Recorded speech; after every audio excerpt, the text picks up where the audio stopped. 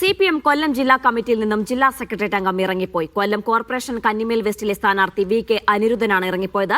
Corporation തോൽവിയെക്കുറിച്ചുള്ള റിപ്പോർട്ടിംഗിനിടെയാണ് നാടകീയ രംഗങ്ങൾ അരങ്ങേറിയത്.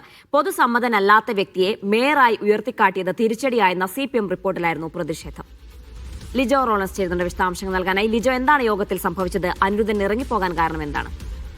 25 വർഷമായി CPM ഭരിച്ചിരുന്ന അല്ലെങ്കിൽ LDF ഭരിച്ചിരുന്നതായിരുന്നു കൊല്ലം കോർപ്പറേഷൻ. അപ്രതീക്ഷിതമായിട്ടായിരുന്നു ഇത്തവണ വലിയ തിരിച്ചടി ഉണ്ടായത്. വെറും 16 സീറ്റുകളിലേക്ക് മാത്രം LDF ഒതുങ്ങുകയായിരുന്നു. ഇത് സംബന്ധിച്ച കാര്യങ്ങളൊക്കെ തന്നെ ഇന്നത്തെ കൊല്ലത്ത് നടന്ന CPM ജില്ലാ കമ്മിറ്റി യോഗത്തിൽ റിപ്പോർട്ട് ചെയ്യുന്നുണ്ടായിരുന്നു.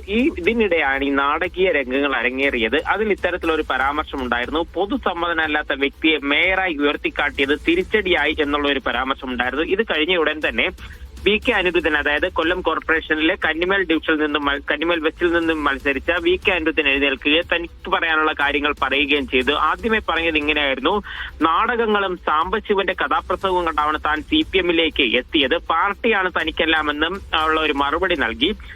ഇത് പറഞ്ഞതിന് ശേഷം അദ്ദേഹത്തിന്റെ ഒരു പ്രവർത്തന മേഖല കാര്യങ്ങളെ കുറിച്ച് പറഞ്ഞു. വർഷങ്ങൾക്ക് ശേഷമാണ്, അതായത് ശക്തികുളങ്ങരയിലെ വൈസ് പ്രസിഡന്റ് ആയതിനു ശേഷം വർഷങ്ങൾക്ക് ശേഷമാണ് പാർട്ടി മത്സരിക്കാൻ ആവശ്യപ്പെടുകയും അത്തരത്തിൽ മത്സര രംഗത്തേക്ക് വരികയും ചെയ്തത്.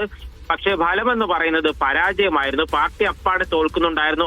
അതിൽ അനിരുദ്ധനും തോൽക്കുന്നുണ്ടായിരുന്നു.